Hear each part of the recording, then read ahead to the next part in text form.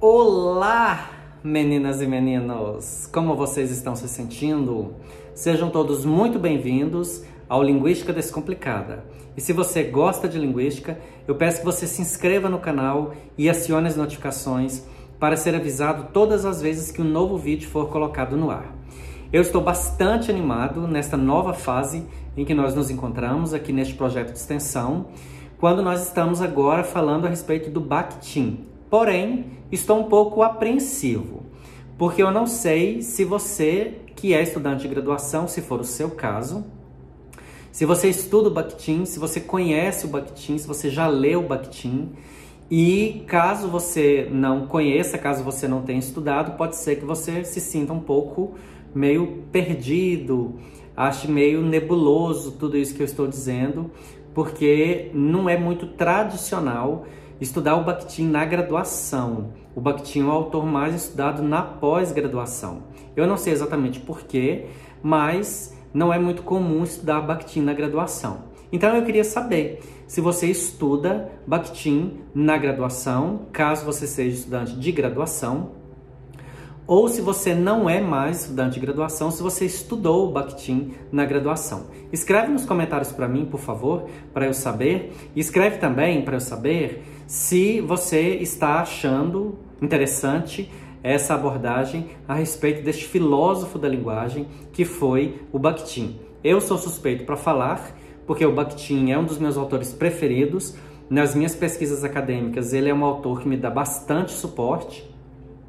Não dentro dessa concepção sobre a qual nós estamos falando, porque ele tem vários escritos e as contribuições dele que eu levo para as minhas pesquisas são outras, mas ele me traz muitas contribuições para os meus estudos. Eu sou pesquisador principalmente de livro didático, então ele tem muitas considerações que servem para os meus propósitos e para o meu objeto de estudo. Mas eu queria saber de você o que você tem a dizer a respeito do Bakhtin, então escreve, por favor, nos comentários. Aproveita e já curte o vídeo para você não se esquecer, tá? Isso é importante.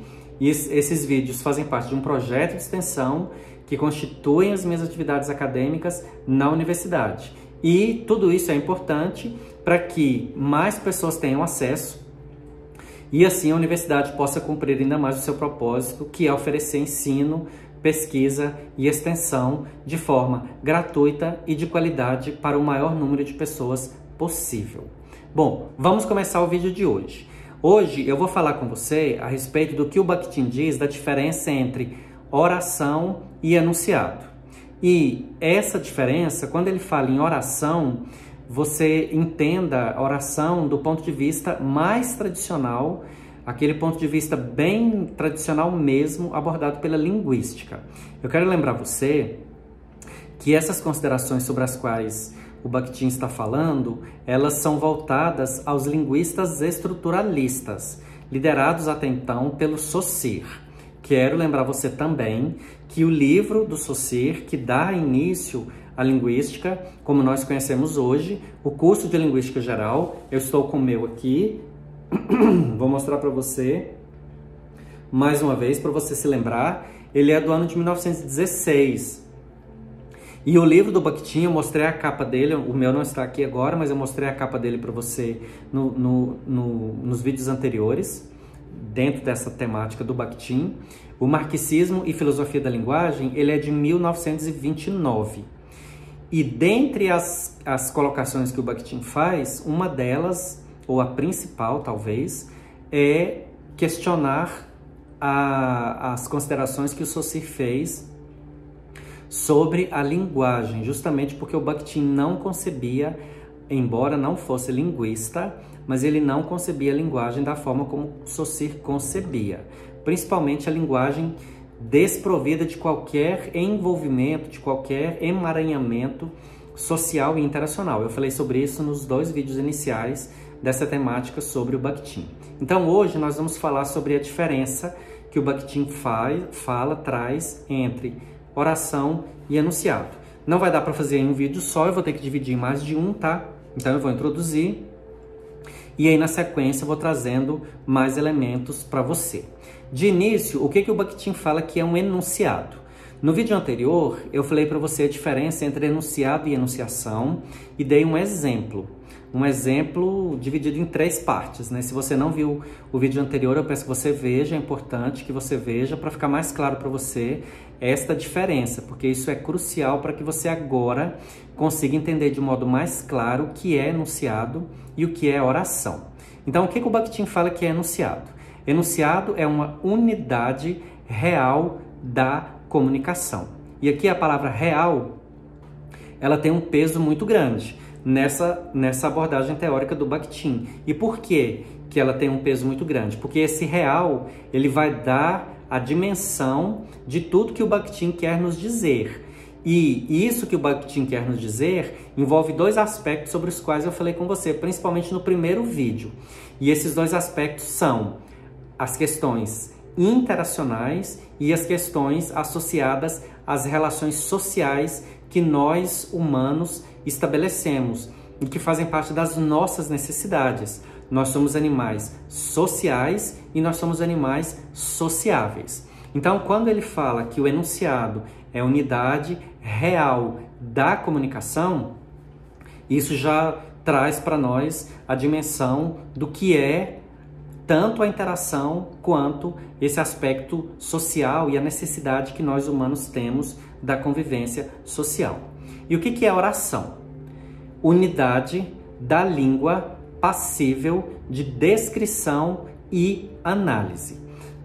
E aí, quando a gente estava falando do Saussure, eu sempre chamava sua atenção para o que eu categorizo como sendo palavras-chave, que são importantes para que a gente entenda um conceito.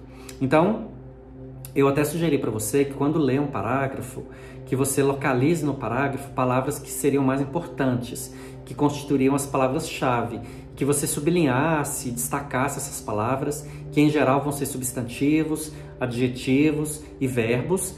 Não por acaso constituem as palavras do sistema aberto, lembra da gente falar do sistema aberto e sistema fechado? E por quê? Porque essas palavras é que vão trazer a maior parte das significações que integram as ideias daquele parágrafo. Nesse conceito de oração, existem as palavras-chave. Então eu vou ler de novo. Unidade da língua passível de descrição e análise. Então nós temos 3 palavras que são essenciais aqui. Primeiro, na verdade são 4, né? Primeiro a própria palavra oração, que é o núcleo do conceito, mas as outras 3. Primeiro, língua, depois descrição, depois análise. E na palavra descrição e análise, a gente percebe muito forte os princípios da teoria estruturalista do Saussure. Então, se você voltar lá nos vídeos das dicotomias, língua e fala, sincronia, diacronia e sintagma, paradigma, você vai ver que aparece muito essas ideias sobre descrição, sobre análise, associadas principalmente às ideias de língua, sincronia e sintagma. Então, quando a gente fala que oração é a unidade da língua, passível de descrição e análise, a gente percebe o vínculo muito forte associado ao Saussure, e é isso mesmo. Então, dentro do aspecto conceitual de enunciado, a gente vê vínculo com Bakhtin. Dentro do aspecto conceitual de oração, a gente vê vínculo com o Saussure. E é justamente este o princípio teórico que o Bakhtin estava querendo ressaltar nesse início de discussão sobre a diferença entre enunciado e oração. E aí tem uma questão que é colocada já pelo próprio Bakhtin, em que ele diz o seguinte: nos cursos de linguística geral, isso está no livro Marxismo e Filosofia da Linguagem, tá?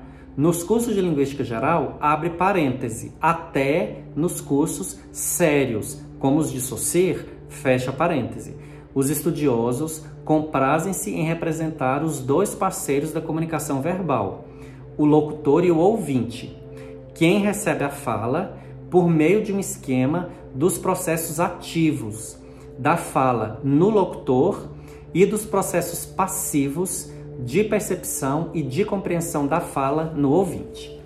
No primeiro vídeo, quando eu comecei a falar sobre o Bakhtin, eu disse para você que o Bakhtin é um autor muito múltiplo e eu vou até usar um termo contemporâneo, que é multimodal. O Bakhtin é um autor multimodal. Então, ele toca em outros tantos teóricos, eu falei com vocês sobre isso, das outras áreas que também se utilizam da teoria, da concepção teórica do Bakhtin. E, além disso, você lê um parágrafo de um texto do Bakhtin, você consegue encontrar tanta informação que às vezes você fica muito tempo para conseguir explorar tudo que tem em um único parágrafo. É o que acontece aqui nesse parágrafo que eu li para você, que, como eu disse, está lá no livro Marxismo e Filosofia da Linguagem. Primeiro, essa crítica que ele faz ao Saussure, né, com o uso da preposição até, quando ele diz assim, nos cursos de linguística geral, até nos cursos sérios, como os de Saussure. Então, por um lado, a gente tem uma percepção crítica, mas por outro, um reconhecimento, né? Quando ele fala que é sério. Então, ele reconhece a seriedade do Saussure. E aí, quando ele vem falando desse aspecto de que outros estudiosos de linguística geral, além de Saussure, de novo eu chamo a sua atenção. Esse livro é de 1929. O curso de linguística geral é de 1916. Então, já havia passado um tempo. Já havia outras releituras de Saussure, outras movimentações em relação ao estruturalismo. Então já não era a única coisa existente no, digamos, mercado editorial a respeito de estruturalismo. Por isso que o Bakhtin fala nos cursos de linguística geral, quer dizer, já havia outros estudos até nos cursos sérios, como os de Saussure. Então a gente percebe que existiam outros que o próprio Bakhtin considerava que não eram tão sérios, embora ele achasse que os de Saussure sim eram sérios, né? E aí ele ressalta que havia sempre esses dois personagens. Um que era ativo, que o Bakhtin está chamando de locutor, que é a pessoa que fala, e um que é o passivo, que o Bakhtin está dizendo que é aquele que recebe, que é o ouvinte. E aí, quando eu trago essa questão desses dois personagens, aquele que fala e aquele que recebe, ou aquele que fala e aquele que ouve, isso aí já nos remete a um outro estudo, a uma outra concepção teórica de um contemporâneo do Saussure, que você que fez ensino médio estudou, mas não como contemporâneo do Saussure, naturalmente, porque lá no ensino médio você não estudou linguística, nem teoria de linguística, mas que você vai se lembrar quando eu falar sobre ele na sequência. E o que o Bakhtin está querendo ressaltar aqui é que nestes estudos, o que era feito, o que é feito, é simplesmente chamar atenção para a presença desses dois integrantes. Um que seria o ativo, que é o que produz, e o outro que é o passivo, que é o que recebe.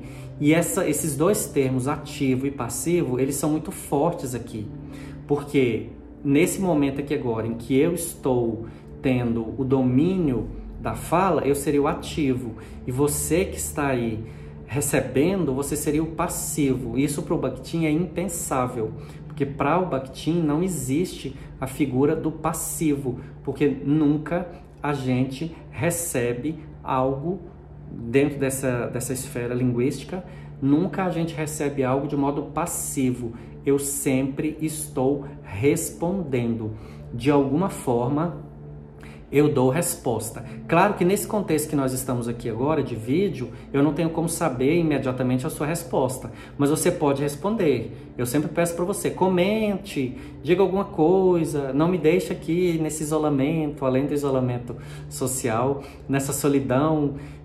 Eu não estou dando aula porque nós não estamos tendo aula física, e aí tenho muito pouca interação, e se você conversar comigo aqui nos vídeos, interagir comigo, você vai me deixar menos solitário. Então é uma forma de você responder, que não é instantânea, né? Porém, quando a gente está numa situação de comunicação real, lembra lá atrás que o Bakhtin falava do enunciado, que é a comunicação real, a resposta é instantânea, e você pode dizer sim. Mas mesmo se a pessoa não disser nada, sim. Mesmo se a pessoa não disser nada, a resposta é instantânea. Por quê? Porque o silêncio também é uma resposta. Então nunca nós somos passivos. nós temos expressão facial, o nosso corpo fala, então os movimentos que a gente faz, um levantar de sobrancelha, às vezes um movimento de cabeça, um cruzar de pernas, ou outros tantos movimentos. Mesmo que não haja expressão linguística verbal, existem as expressões não verbais. Uma apatia, se eu estiver dando aula e um aluno estiver dormindo, ou se ele estiver olhando no celular, ou se ele estiver com o olhar perdido no tempo, ou se ele estiver olhando para a janela, ou se ele levantar e for para a janela, tudo isso são respostas. Não existe ativo e passivo. Sempre haverá respostas. Então, isso já é o primeiro ponto crucial das críticas que o Bakhtin vai fazer a essa colocação dos estruturalistas. Então, vou ler de novo o que o Bakhtin fala. Nos cursos de linguística geral, até nos cursos sérios como os de Saussure, os estudiosos comprazem-se em representar os dois parceiros da comunicação verbal, o locutor e o ouvinte, quem recebe a fala, por meio de um esquema dos processos ativos da fala no locutor e dos processos passivos de percepção e de compreensão da fala no ouvinte. Então, tem o que fala, que é ativo, e tem o que recebe, que é o passivo, e isso para ele é impensável. No próximo vídeo, eu vou continuar explorando por que para o Bakhtin isso é impensável e o que isso tem a ver com o conceito de enunciado e de oração. Se você tiver gostado desse vídeo, eu peço que você dê um curtir aí, comente e compartilhe com seus colegas. E se você não é inscrito, por favor, se inscreva. Isso não custa nada para você e é extremamente importante para nós que produzimos conteúdo, ok? Eu espero você no próximo vídeo. Fique bem, se cuide, se ame e seja uma pessoa melhor. Até o próximo.